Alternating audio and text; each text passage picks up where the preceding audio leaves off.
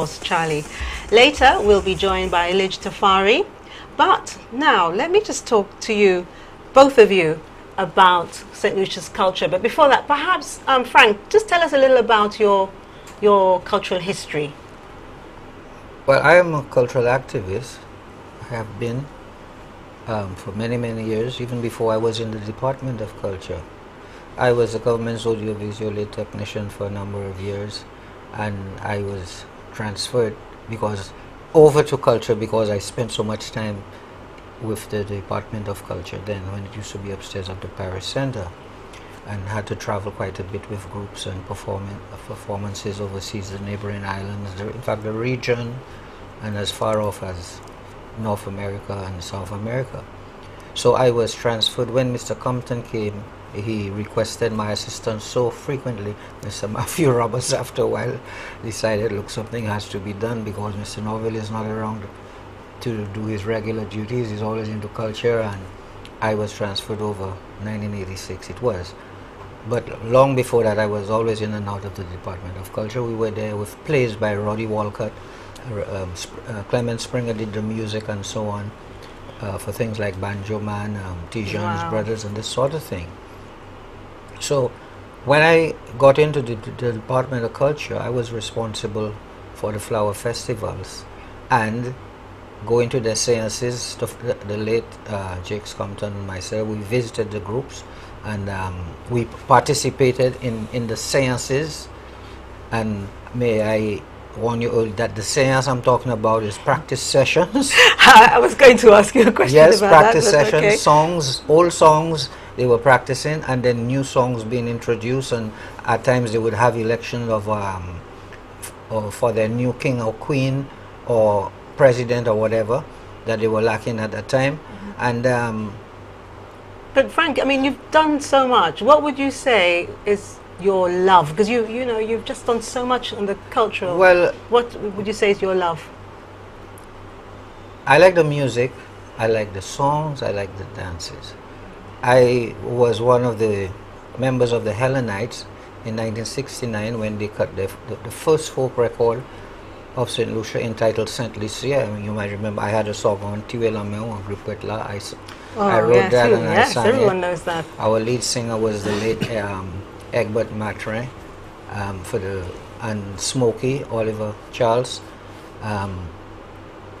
Over the years, I took part in the plays Banjo Man, Chanson Marianne, and things like that. And I opened my first group. Charlie was a member of my first, before '69 when we established Frank Norville and the Lucians. And Charlie was a guitarist. I sang, Charlie sang. Hilary LaForce joined up with us. Wow. And over the years, by duties, after a while, we had a little problem because all these cultural activities, although I was within the department, started clashing with my work.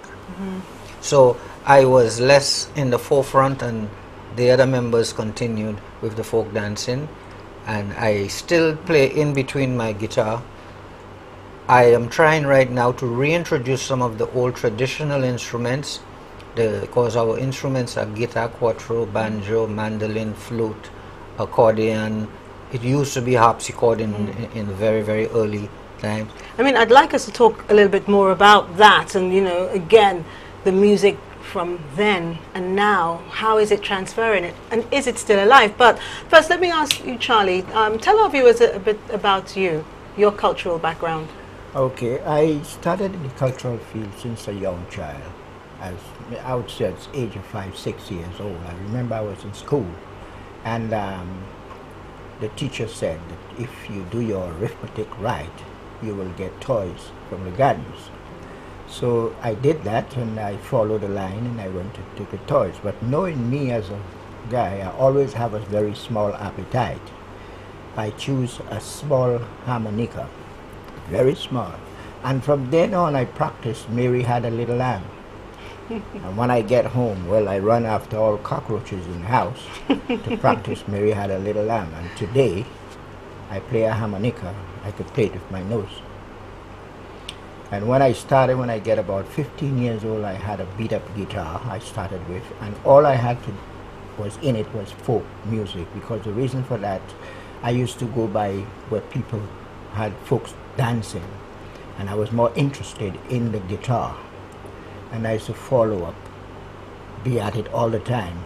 And when I grew up, I continued at the same time when I joined up with Frank Novel. That was in 69 to 70, and it was strictly folk we was playing.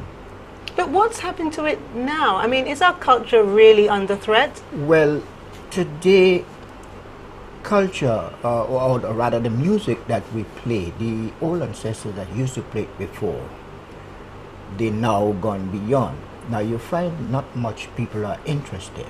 Now I would say God bless us in St. Lucia to have a school of music. Now this is where they should take up the mantle, because you have people are interested in now to learn the music. So they should have the little bands that remain now, very few that remain who had the love of it, like myself, the band. We have the dancers, right? We teach them to dance the original dance of folk music, what our ancestors used to dance before. So who taught St. Lucians way back Oh. about our Well, culture and how to participate? Self-taught. Handed down Self-handed by, it was by word of mouth.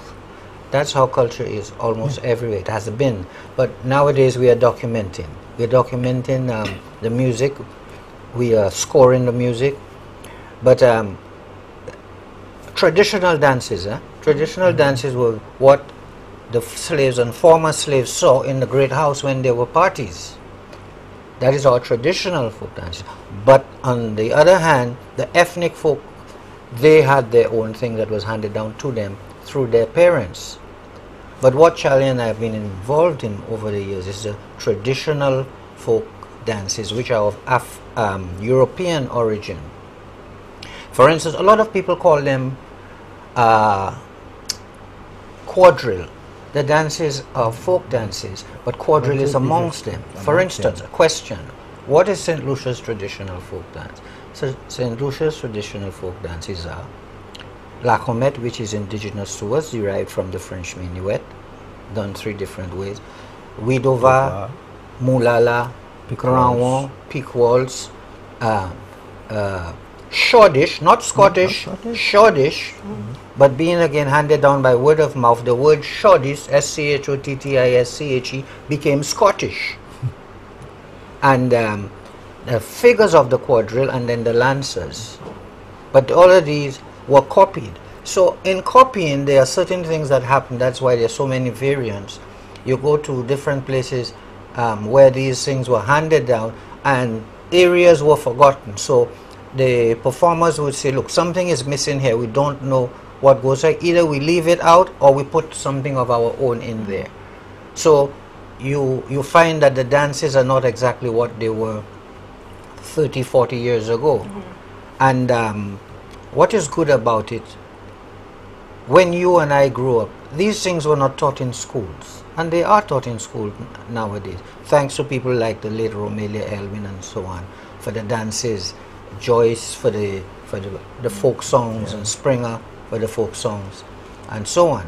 But why is it important that we teach our youth this? And in fact, before I even ask that, could it be said that in the olden days that traditional and folk music was more important because we didn't have other forms of entertainment? That's correct. That is all we had. All we had. We barely had radio. Okay, and it was not heard on radio. I remember the first person I put on radio was in 1968 when we had Wibbs, Florita Markey from Canaries, and she sang the song Fam Naka Mati, Fam Naka Bwewom. I remember that very well. 1968 it was. Now, later on we got to hear of Sesen, and Sesen became more popular. Well, there were reasons, because Sesen was more accessible to most of us involved in the traditional folk area, and a lot of us spent more time there with Sesen than we did with Florida. So Florida was kind of left behind, and Sesen became recorded by almost everyone involved in traditional folk music. But how do we define traditional folk music? Well, as I was saying earlier on, we our traditional folk music is derived from the European folk songs, like what the Irish sung, all the sea shanties. And our folk dances are from Europe, like the minuet that came from France, the shortish, as I mentioned, from Germany, the polka, the Italian polka, the reels, and all of these. Now, country and western, they are from the same music. We call it we call them quadrille, they call it square dance. And everything we have, waltz, polka, Italian polka, shortish, they have it also. So it's the same, and it's just they have modified, they have moved on. But why, I asked Charlie earlier, I'm asking you, Frank, why do you think, or do you think that St. Lucia's culture is under threat? Yes and no.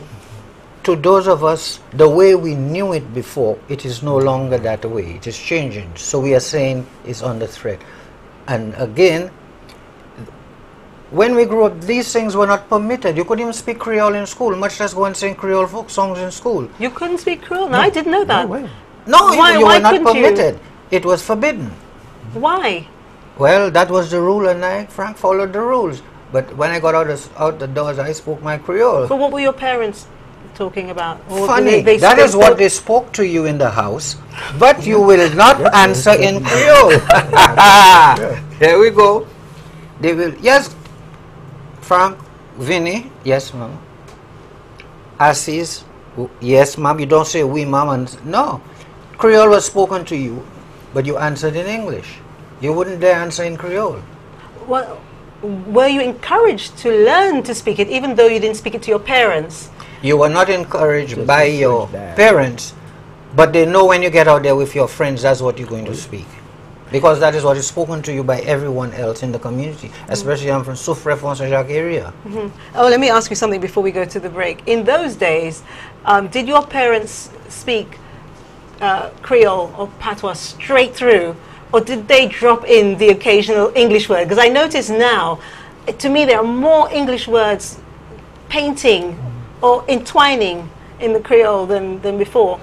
Yeah, well, there are some people who in the countryside who never went to school, so they didn't learn English. It was patois they learned, but they didn't want their children to follow up where they were, so they send you to school to learn English. So they expect you to speak English instead of patois. So they deprive you now from speaking patois at the home.